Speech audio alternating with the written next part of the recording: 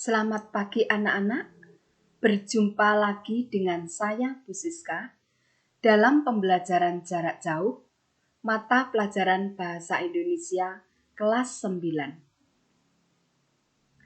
Pada pembelajaran kali ini, saya akan membahas materi tentang menelaah aspek kebahasaan teks pidato persuasif. Kesempatan ini akan saya fokuskan pada materi tentang kata benda dan partikel. Kompetensi dasar yang akan kita bahas adalah menelaah struktur dan ciri kebahasaan teks pidato persuasif tentang permasalahan aktual yang didengar dan dibaca. Indikator yang akan kita capai adalah menganalisis struktur. Yang ini sudah kita bahas kemarin pada pertemuan sebelumnya. Indikator yang kedua adalah mengidentifikasi ciri kebahasaan teks pidato. Yang ketiga, menjelaskan ciri-ciri kata benda. Keempat, mengidentifikasi jenis kata benda berdasarkan proses pembentukannya. Yang kelima, menelaah kata benda yang terdapat dalam teks pidato. 6. Mengklasifikasi kata benda berdasarkan proses pembentukannya. 7. Menjelaskan pengertian partikel. 8. Mengidentifikasi partikel. Dan 9. Menjelaskan fungsi partikel. Kita mulai pada aspek kebahasaan yang pertama, yaitu tentang kata benda. Apakah kata benda itu? Kata benda adalah kata yang menyatakan benda, baik itu nyata maupun abstrak. Kata benda adalah kata yang menyatakan jenis benda, baik itu nyata atau abstrak. Nyata maksudnya kata tersebut ada wujudnya, bisa dilihat, bisa dipegang. Contoh, kursi, kata kursi, kata rambut, mobil, air, mangga, telur, jalan, lampu, garam. Nah, ini semua ada wujudnya, bisa dilihat, bisa dipegang. Maka dinamakan kata benda nyata atau kata benda konkret. Yang kedua, ada kata benda abstrak. Kata benda abstrak maksudnya kata tersebut tidak memiliki wujud, tidak ada wujudnya, tidak bisa dilihat, tidak bisa dipegang. Contoh, kata agama, perkataan, kekayaan, tagihan, kesalahan, kumpulan, dosa, keyakinan. Semua kata-kata ini adalah kata benda, tapi tidak ada wujudnya. Maka dinamakan kata benda abstrak. Tidak ada wujudnya, tidak bisa dilihat, tidak bisa dipegang. Berikut kita bahas mengenai ciri-ciri kata benda. Ciri kata benda yang pertama adalah dalam kalimat bisa berkedudukan sebagai objek atau subjek. Saya ulang kembali, dalam kalimat kata benda bisa berkedudukan sebagai subjek maupun objek.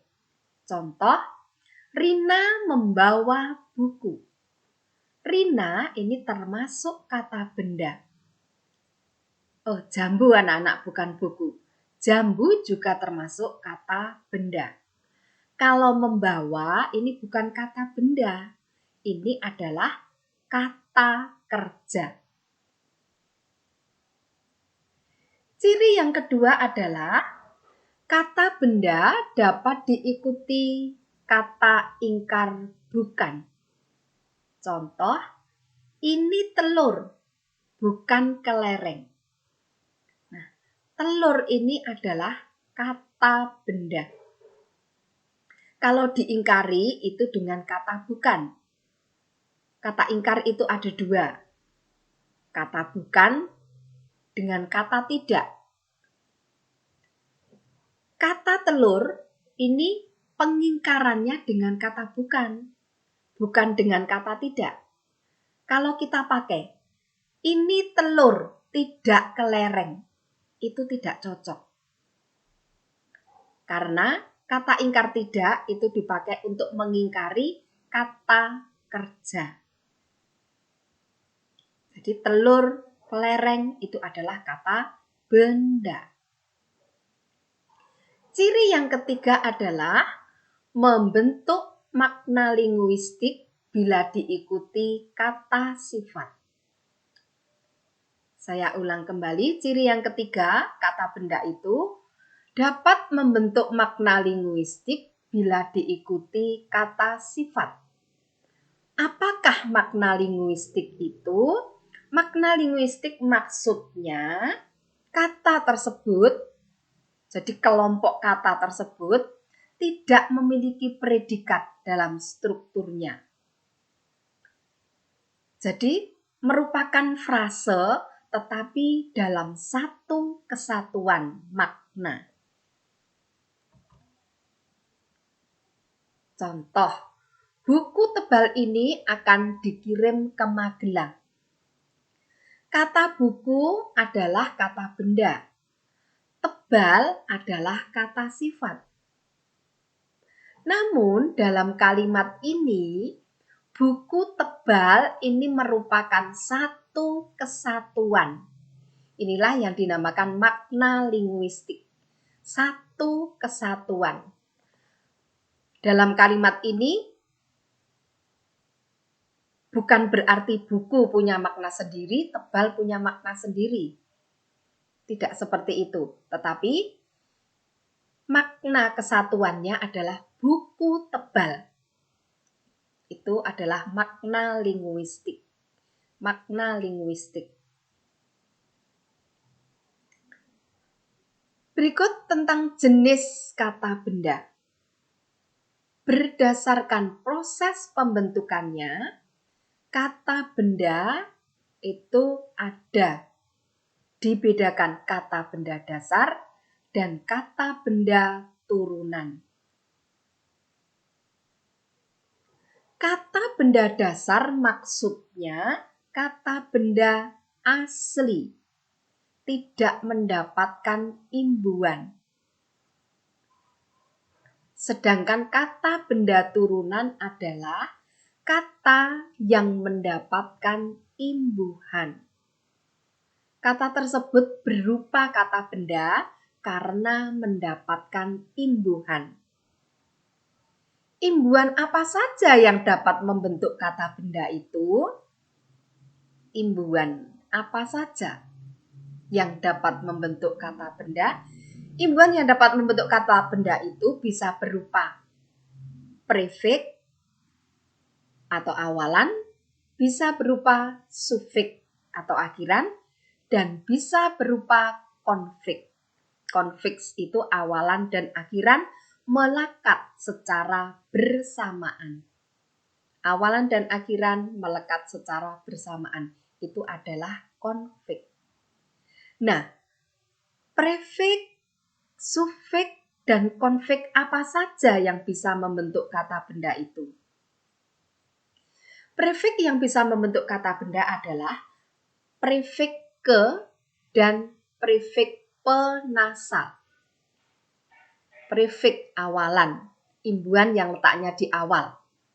Yang dapat membentuk kata benda adalah awalan ke dan awalan penasal. Contoh, ketua, kekasih, kehendak. Kata ketua asalnya dari kata tua. Kemudian diberi imbuhan ke menjadi ketua. Kekasih awalnya dari kata kasih. Kehendak dari kata hendak.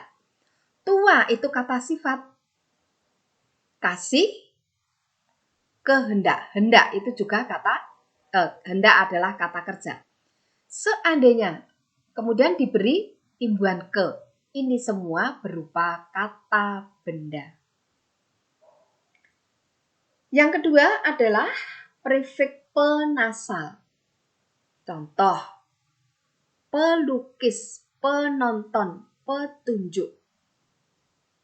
Bentuk dasarnya adalah lukis. Bentuk dasarnya tonton. Bentuk dasarnya tunjuk. Pelukis bentuk dasarnya lukis, penonton bentuk dasarnya tonton, petunjuk bentuk dasarnya tunjuk. Bentuk dasar tersebut merupakan kata kerja, tetapi setelah diberi imbuhan pe, berubah menjadi kata benda. Yang ketiga adalah sufiks. Sufiks itu akhiran. Akhiran itu imbuhan yang terletak di belakang. Akhiran yang dapat membentuk kata benda adalah akhiran an. Contoh, hidangan dari kata hidang. Kata kerja. Candaan dari kata canda, itu juga kata kerja. Hiburan dari kata hibur, juga kata kerja. Diberi imbuhan an menjadi kata benda. Berikut konfiks. Konfiks yang bisa membentuk kata benda adalah konfiks ke-an dan konfiks penasal-an. Contoh konfiks ke-an. Kesejahteraan, kesetiaan, kesucian. Kesejahteraan dari kata sejahtera, kata sifat. Kesetiaan dari kata setia, juga kata sifat. Kesucian dari kata suci, kata sifat juga. Diberi imbuhan ke-an, berubah menjadi kata benda. Konfiks kedua adalah konfiks penasal-an. Contoh pertunjukan, ini dari kata tunjuk. Perkembangan dari kata kembang. Penyalahgunaan dari kata salah guna. Dan pengaduan dari kata adu. Ini semua asalnya bukan dari kata benda. Tetapi setelah diberi imbuhan konfiks penasal-an, ini semua termasuk kata benda. Berikut saya bahas tentang partikel. Partikel itu apa? Partikel adalah kata yang memiliki makna gramatikal, namun tidak memiliki makna leksikal. Apa maksudnya makna gramatikal itu? Makna gramatikal itu maksudnya bentuk tersebut tidak memiliki makna apabila tidak bergabung dengan bentuk lain. Bentuk yang dimaksud adalah kata. Jadi, partikel itu kata yang memiliki makna gramatikal, tetapi tidak memiliki makna leksikal. Baru memiliki makna apabila bergabung atau digabungkan dengan kata lain. Macam-macam partikel itu ada partikel kah, partikel lah, partikel tah, dan partikel pun. Partikel-partikel ini tidak memiliki makna apabila tidak digabungkan dengan kata lain. Kah, apa artinya? Tidak ada. lah, demikian juga tidak ada maknanya. Baru memiliki makna apabila digabungkan dengan bentuk lain, digabungkan dengan kata lain. Kita bahas tentang fungsi. Apa fungsi partikel itu? Partikel itu memiliki fungsi yang pertama. Partikelkah itu memiliki fungsi mengubah kalimat berita menjadi kalimat tanya. Partikelkah memiliki fungsi mengubah kalimat berita menjadi kalimat tanya.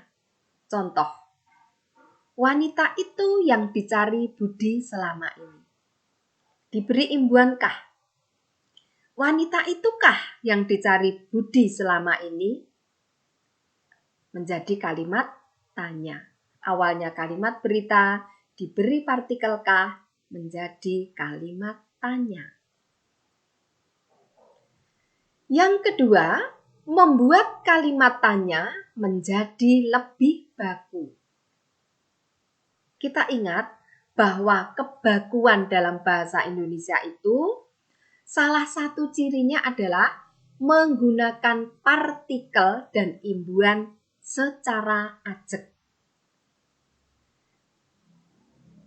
Dengan diberi partikel kah, kalimat ini menjadi lebih baku.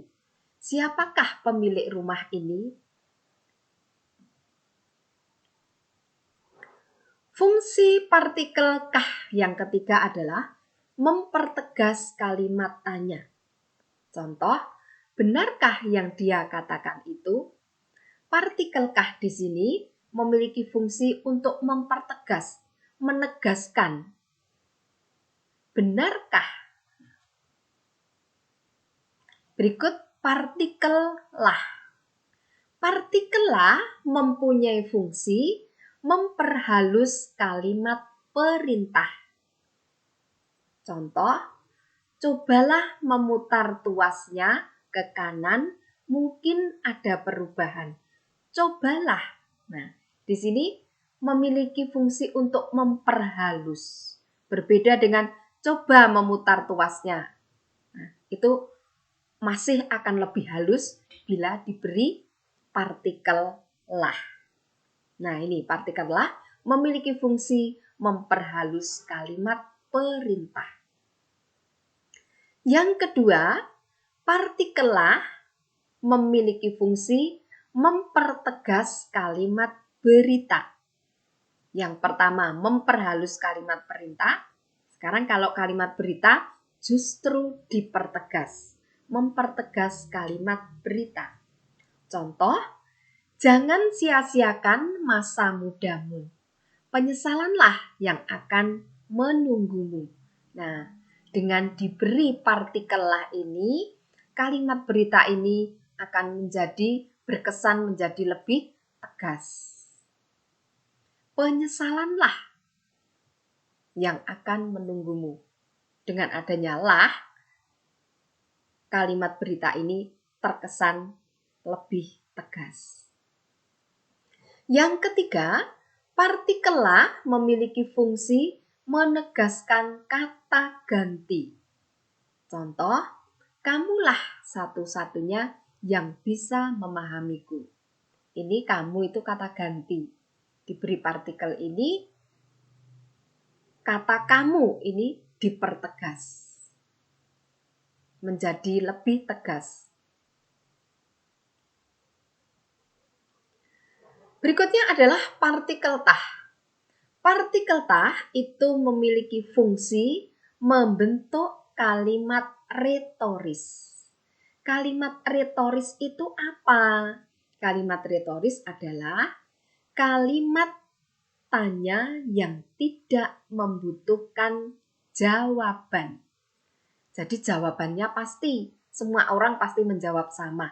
Jadi tidak perlu dijawab lagi. Contoh, apatah arti hidupku tanpa dirimu di sampingku? Nah, ini fungsi partikel tah untuk membentuk kalimat retoris. Yang terakhir adalah partikel pun. Partikel pun memiliki fungsi menegaskan makna kata yang diiringi. Partikel pun memiliki fungsi yang pertama, menegaskan makna kata yang diiringi. Contoh, dia pun bekerja siang dan malam untuk memenuhi tuntutan istrinya itu. Dia pun. Kata dia dipertegas dengan penggunaan partikel pun ini. Fungsi yang kedua adalah membentuk aspek inkoaktif. Partikel pun. Fungsi yang kedua adalah membentuk aspek inkoaktif. Apakah aspek inkoaktif itu? Aspek inkoaktif maksudnya perbuatan atau proses melalui, saya ulang kembali, perbuatan atau proses mulai berlaku. Perbuatan atau proses mulai berlaku atau terjadi jika disertai partikel lah. Jadi saya ulang kembali, aspek inkoaktif adalah perbuatan atau proses mulai berlaku atau terjadi jika disertai partikel lah. Contoh, tak lama hujan pun turunlah dengan derasnya. Ini partikel pun memberikan aspek inkoaktif. Perbuatan atau proses mulai berlaku atau terjadi jika disertai partikel lah. Demikian anak-anak penjelasan mengenai kata benda dan partikel. Untuk sekarang saya beri soal. Ini latihan soal 3.4. 3.4 itu KD-nya anak-anak ya. Soal nomor 1. Untuk soal nomor 2 saya berikan pada pertemuan berikutnya. Soal nomor 1 ini. Berdasarkan teks pidato halaman 40-43, ini teks pidato yang ada pada buku paket dari pemerintah halaman 40-43, teks pidato dari Severin Suzuki. Yang pertama, identifikasilah satu kalimat yang menggunakan kata benda turunan menggunakan prefix. 2. Identifikasilah dua kalimat yang menggunakan kata benda turunan yang mendapatkan sufiks. Dan yang ketiga, identifikasilah dua kalimat yang menggunakan kata benda turunan yang mendapatkan konfiks. Kemudian, garis bawahi kata benda turunan tersebut. Jadi, dari teks pidato tersebut, kalian tulis kalimat yang mengandung kata benda turunan.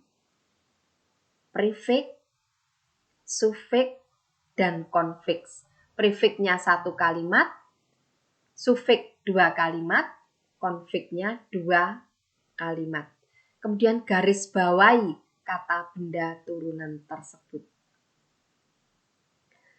Demikian anak-anak penjelasan saya dan tugas yang saya berikan untuk hari ini. Semoga apa yang saya berikan ini dapat memberikan manfaat bagi kalian semua. Demikian pertemuan kita pada hari ini.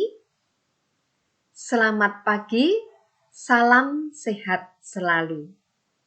Sampai jumpa pada pertemuan yang akan datang.